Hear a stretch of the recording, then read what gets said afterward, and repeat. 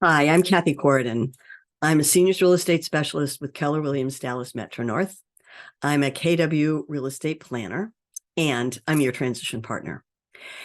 I love working with seniors in the real estate business, helping them to prepare and then move from oftentimes a family home of 20, 30, 40 years into someplace smaller, no stairs, warmer climate, less expensive to live, better for their health and safety.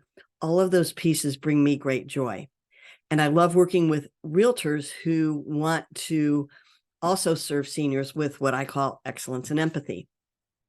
I think that the winter holidays provide us a phenomenal opportunity to engage in our communities in an organic and natural way, to begin to position ourselves as resources that can help families long before it's time to put the sign in the yard and sell the house or get the listing agreement or help them buy something, but rather begin to become known as that trusted resource in the community, so that when it's time, either those folks or other people that they know, we get the come list my house calls.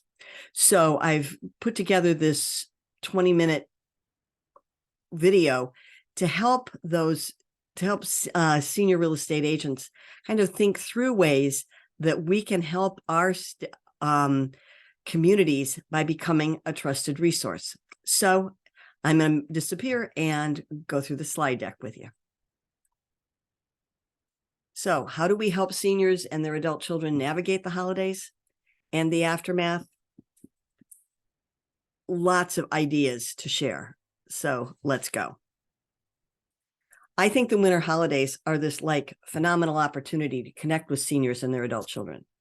When we're making our care calls to our spheres, what a great way to say, did you know that the winter holidays are the time that adult children see their parents? And do you know anybody that's had that conversation with you where they're concerned about their parents, or that these are seniors that are concerned that their adult children are wanting them to do things that maybe they're not ready to do yet because of what they saw over the holidays? What a great opportunity to help educate people starting at that point. We can do at community events and holiday parties. It's a natural conversation. I have it all the time. Chamber of Commerce, Senior Center, all the places that I go where I talk about what I do. This is a time of year when people are concerned. How can I help?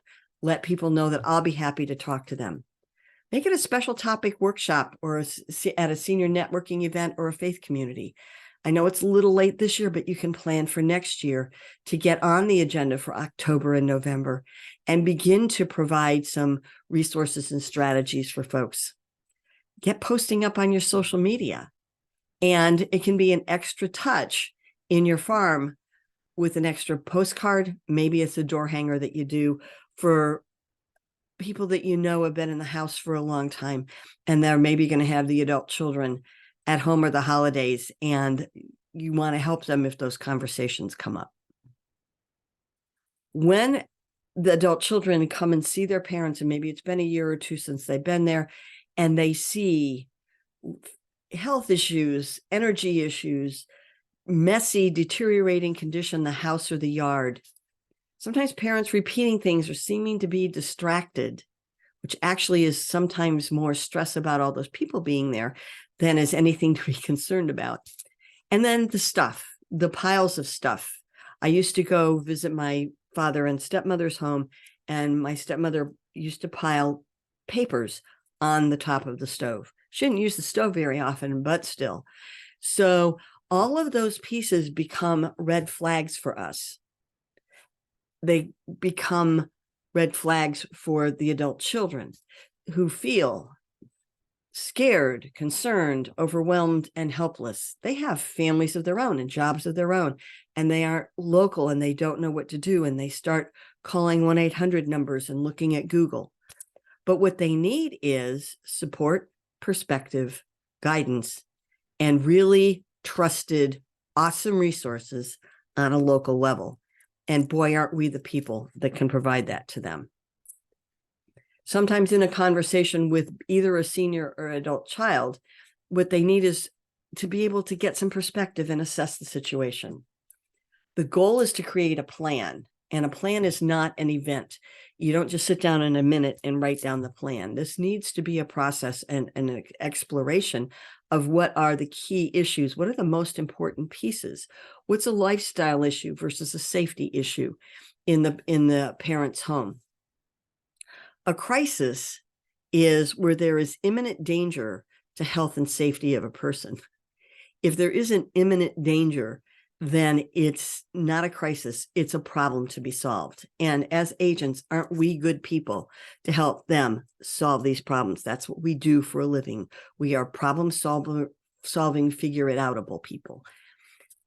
We need to ask questions so we can identify what some natural support systems are that might not have been called in because nobody was thinking that way, and put some extra legs on the stool for the parents so that they have resources, whether it's Meals on Wheels, whether it's a niece or a grandchild that lives within that town that could come over once a week and just spend some time with the senior, and then be able to keep the assessment on an ongoing basis.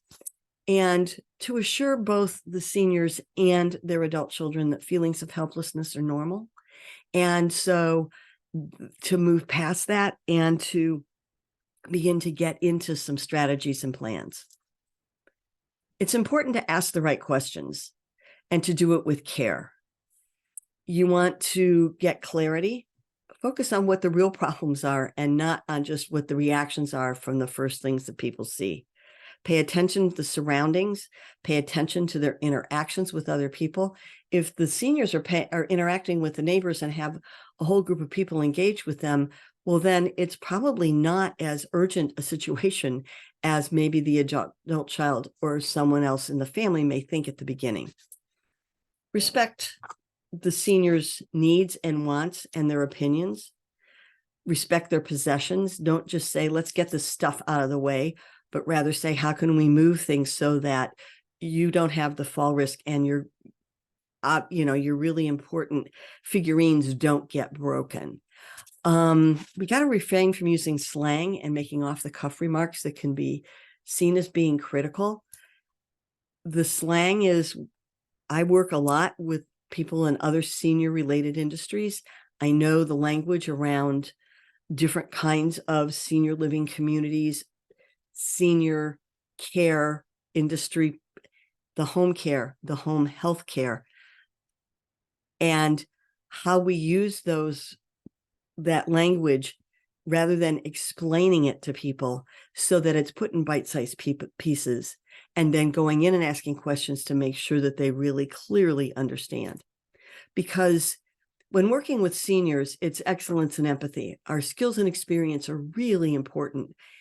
Our empathy is what connects us to the senior and to their story on a really special level. And if our goal is to be a resource and support, so at the point in time that this family or someone that they know is looking to sell or purchase real estate, they come to us, then that empathy is what is going to make the difference and make that connection, not just with the adult child, but with the senior. Seniors, when folks come swooping in and they want to fix things, and that's what I'm a recovering alpha daughter. And so I understand this. And if I knew then what I know now, I would have handled a lot of things very differently in dealing with my father and my stepmother. We want to make sure that we're focused on the seniors' needs. And if we're seeing things that are concerning to us, then the senior may be feeling, and probably is feeling, pretty unsettled. So we need to put ourselves in the senior's shoes and help the adult children see things from the senior's perspective a little bit better. So I have some of these questions that can be shared and asked of the adult children or the parents to help them engage in conversations with each other to get past the reaction and into a more connected place. So when you're feeling stuck, unsure, unheard, overwhelmed, or unsupported, how do you feel? What does it feel like? How does it feel like when people talk about you when you're out of the room, or they treat you like they know more about you than you do? What do you need from the people around you? How hard is it to ask? So when adult children are talking to their parents, they need to remember that's really hard for the adults to ask the seniors to ask the adult children for help. It seems out of order to them. You need to help them feel understood and to feel supported, and to understand that sometimes we have biases and preconceived notions about what seniors are capable of doing that are really out of line with reality, and to check those biases at the door. For me, it's important to support the senior first. So helping this adult children keep the focus on what the senior's needs are, not what the adult child's needs are to make things right for the senior. They need to engage and provide perspective. We need to sort safety versus lifestyle issues, make suggestions and offer options with win-win choices, and not get into power struggles and ambushes. And sometimes adult children think they're doing their parents a favor by coming in and fixing it, when in fact, they're not paying attention at all to what's going on with the senior and what their full range of needs are. We can help offer new ideas, resources, and options that meet their needs because we know what those resources are. Oftentimes, adult children don't know about Meals on Wheels, or they don't know about home care companies that can come in for a couple hours a week and provide some basic needs and help with activities of daily living, and make all the difference in the world, and get another set of eyes on the senior to give the adult child some perspective and reassurance from far away. And I think one of the things that we can do that works for us as well is a branded handout with trusted senior resources and their contact information, making sure all of our contact information is right there as well, so that they know where it came from. And also support for the adult child. They sometimes are feeling really scared and out of control that their parent, they're used to taking care of them, now seems to need care for themselves. And it's not often appropriate for an adult child to come in and try to parent the parent, rather to engage with the parent and help problem solve and create a plan that meets the parent's needs with the resources the adult child has, and getting other resources from the community.